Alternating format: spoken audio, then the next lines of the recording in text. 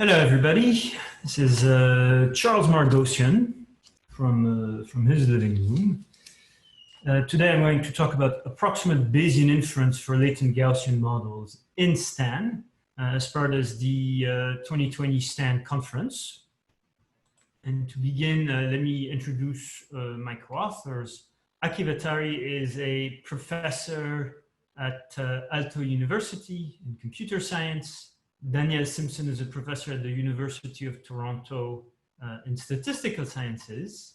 Raj Agrawal is a fellow PhD student at MIT, and I myself am a PhD candidate at Columbia University. The work I'm presenting today is available, firstly through a somewhat technical manuscript that we posted on the archive. And of course, there is the corresponding StanCon notebook, which is more targeted at users and modelers, and which actually has some code that you can run yourself. So without further ado, let's jump into the topic, which is latent Gaussian models. So what is the latent Gaussian model? Well, it's a type of multi-level model where we've put a normal prior on one of the parameters. Typically, I'll refer to y as the observation. Theta is going to be my latent Gaussian variable, and then phi will encompass all the other variables. So, for now, I will call it the hyperparameter. One example for this kind of structure is that maybe the y's, the observations, are divided into multiple groups, and then for each group I have one parameter, theta. Right? So of course there's a lot of applications for this kind of model, ANOVA type model, linear regression with some regularizing or sparsity inducing prior, or Gaussian processes. And let's actually talk about Gaussian processes. A Gaussian process f is a non-parametric function. And the idea is that for each theta I, I'm going to have an associated coordinate xi. So this can be geographical or temporal. And theta I is then going to be a realization of this Gaussian process. Now, the remarkable thing is that even though f is a function and therefore an infinite dimensional object, I'm actually able to fit this kind of model using a finite number of realization of f if I put a normal prior on the theta and I build the right covariance matrix K. For example, K can be a squared exponential kernel, which is going to be parameterized by two parameters, alpha and rho. And the key element here is this component, xi minus xj squared. And what this is telling me is that if two parameters are close to one another per their coordinates, then they're going to be strongly correlated. Otherwise, their correlation will be weaker. Alpha and rho control how strong this correlation is, how much jiggle and variance there is as well. And so you can think of it as controlling the shape of the Gaussian process, of the non-parametric function. The final ingredient for such a Gaussian process would be the observational model. So there are no strict restrictions. Some example would be a normal observational model, a Poisson log, or Bernoulli logit. So with that in mind, as an example, let's think a little bit about the geometry that's induced by these kinds of models. And first of all, multi-level models are of great interest to the STAN community. It's also understood that they're difficult to fit because their posterior distributions have a lot of geometric structure. For example, in the Gaussian process example, here if I plot the joint distribution of theta and alpha, what I might find is that there is this infamous funnel shape. And my Markov chain Monte Carlo sampler, Hamiltonian Monte Carlo, or HMC, since I'm using STAN, struggles to actually fully explore the densities, right? It's not really able to get down on the funnel. And so the result of this is, well, first of all, we get warning messages telling us that we're hitting divergent transitions, but also our sample is going to be biased. More generally speaking, the challenge with multi-level models is that they induce a high curvature geometry. One manifestation of it is a funnel shape. It's not the only manifestation.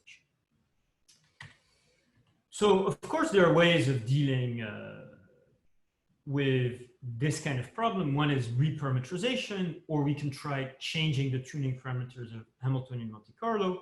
But the one I want to talk about today is marginalization. Marginalization, the idea is fairly straightforward. Since a lot of the geometric grief we're experiencing when we're looking at this posterior distribution comes from the interaction between phi and theta, well, what if we marginalize out theta? And then we only perform HMC on phi, the hope being that this marginal posterior is going to be better behaved. Not only that, if we do want the posterior draws for theta, we can actually obtain them using the following conditional distribution. So there are two ingredients to perform this marginalization. One is I need the marginal likelihood with theta integrated out. And two, I need the conditional distribution of theta on phi and y. If my observational model is normal, this is pretty straightforward. I can actually work out these two distributions analytically. What do I gain from doing this? Well, HMC now explores a well-behaved posterior distribution, and this actually saves user time and computation time.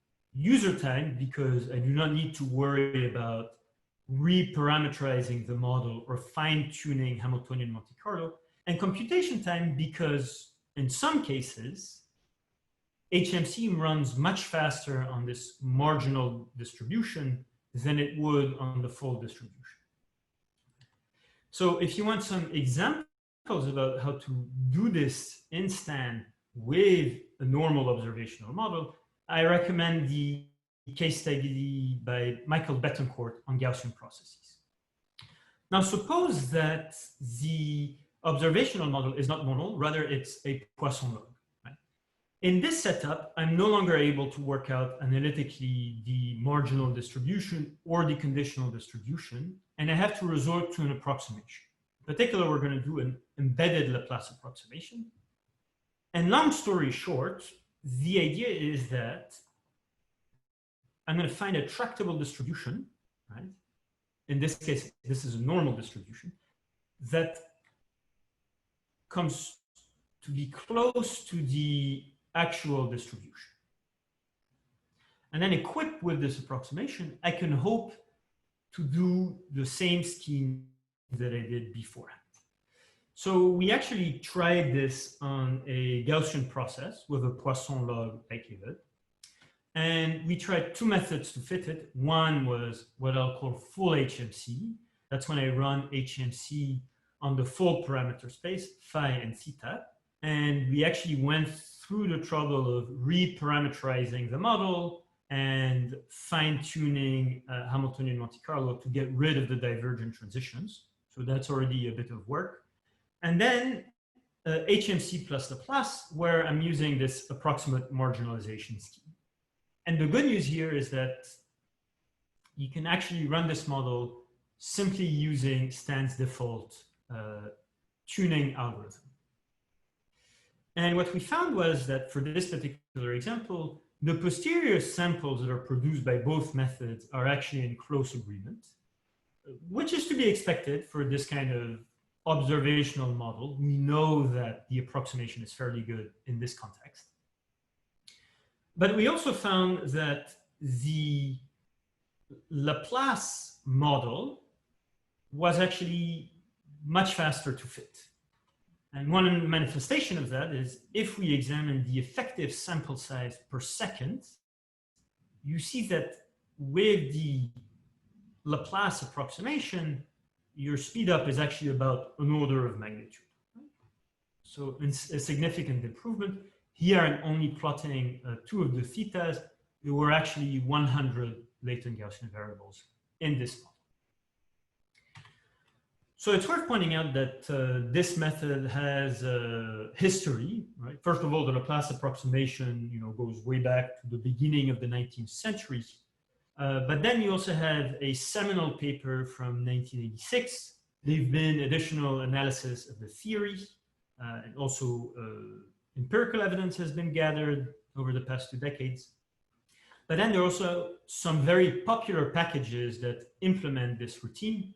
So we have the integrated nested Laplace approximation in R, the Gaussian process stuff, and the template model builder, all of which, give you this approximation scheme. So why STAN? Why develop this routine in STAN? Well, 2 reasons. The first one is we want to give users flexibility using STAN's language, in particular when they're specifying the covariance matrix K and when they're putting their priors on phi.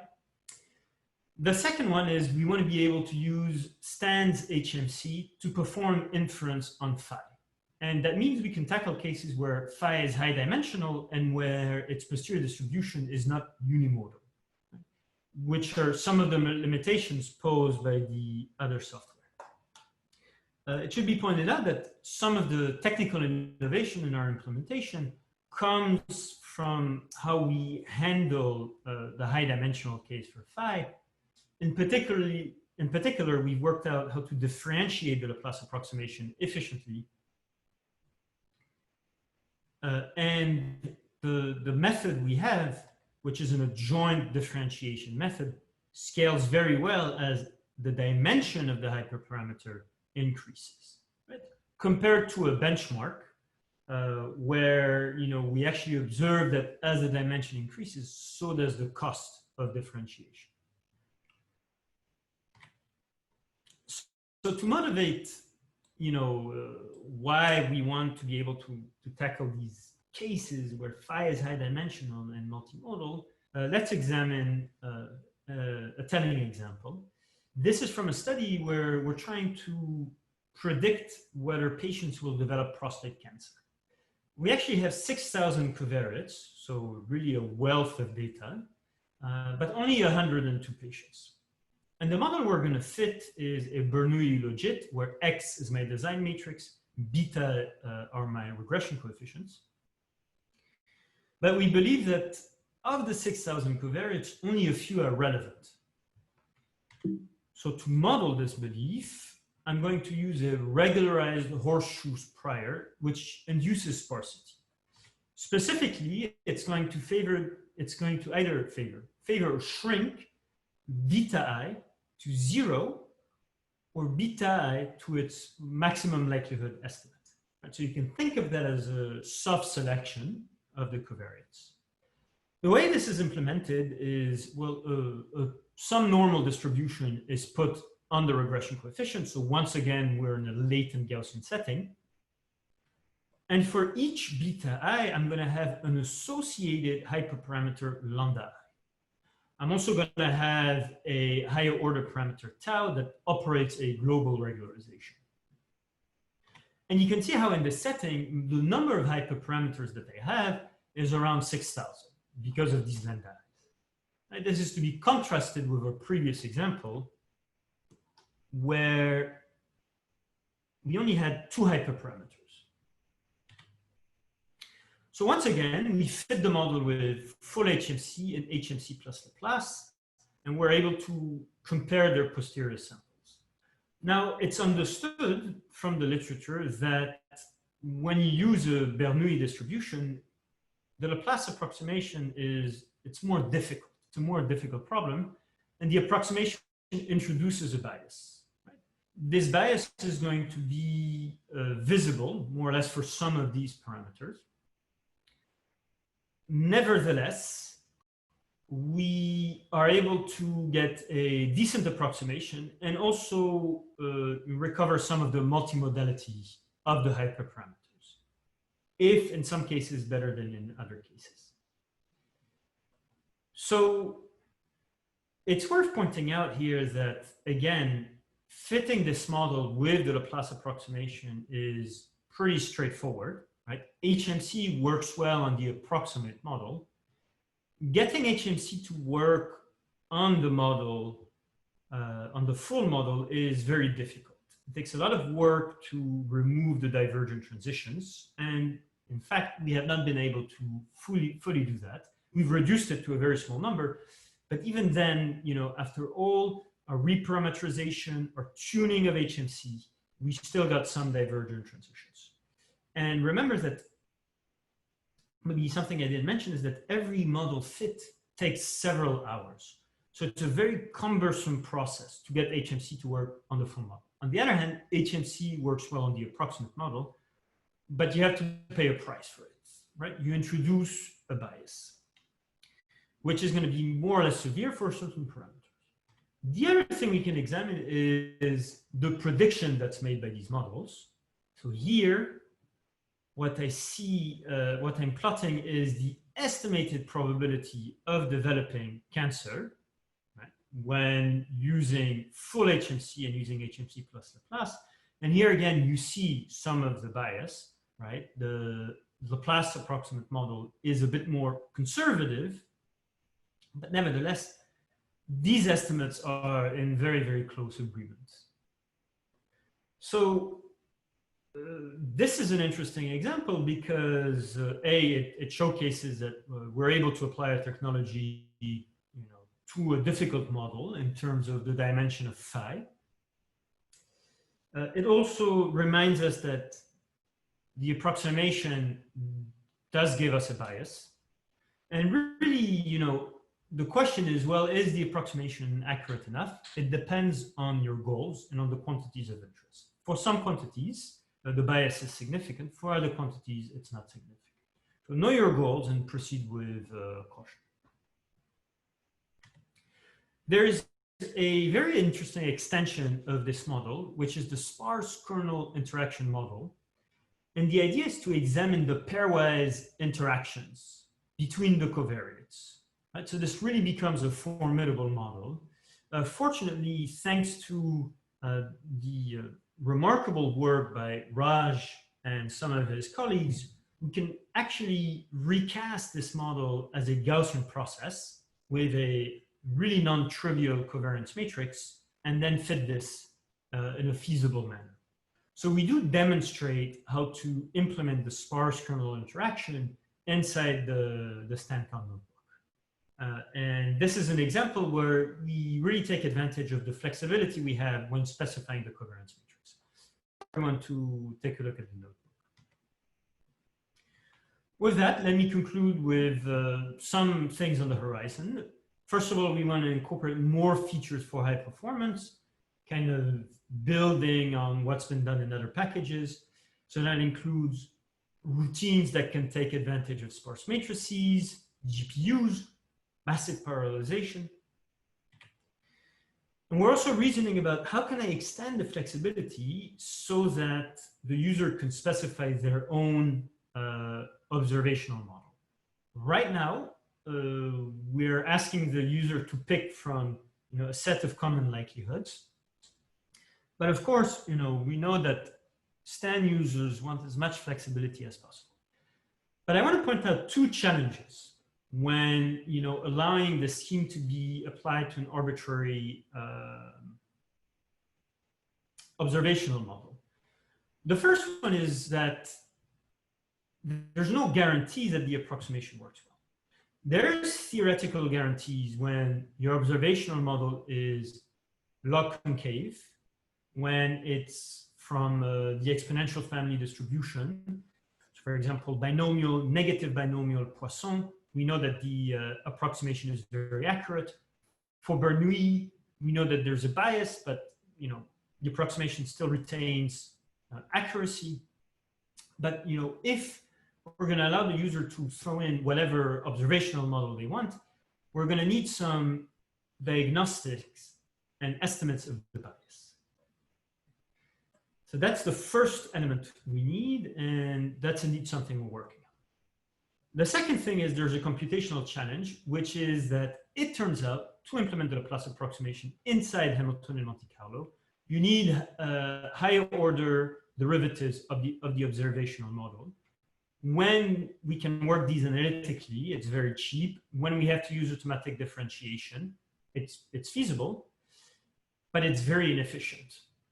And so we need to come up with ways of making this differentiation, this higher order differentiation, more efficient than it currently is. So I would say things to look forward to. The routines that do this approximation are not part of Stan's current release, but with the notebook, you will have access to the prototype and you can try the code yourself. And if you do, we, the co-authors, more than welcome feedback and comments and questions. So here's a quick look at the reference, but I'm assuming that the slides will be made publicly available. So you'll have a chance to take a look at them. Thank you very much for your time and for listening.